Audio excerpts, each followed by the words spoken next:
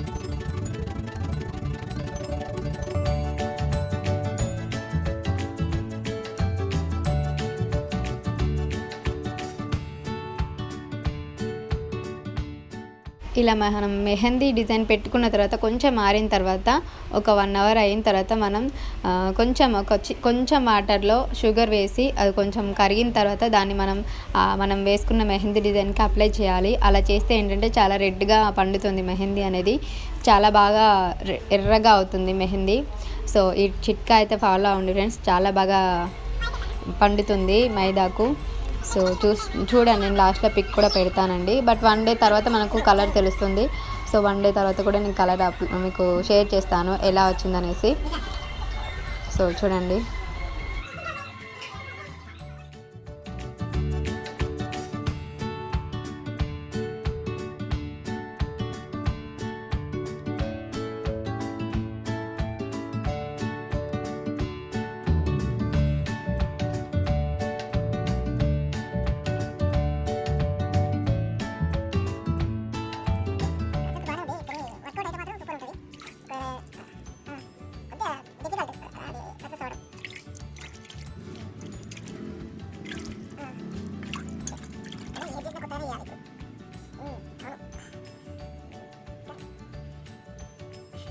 చూసారుగా ఫ్రెండ్స్, నేనైతే ఒక 3 అవర్స్ పెట్టుకున్నాను అంతే. సో అలా రెడ్గా అయ్యింది. ఇది నెక్స్ట్ డే 1 డే అయిన తర్వాత పిక్ ఇది.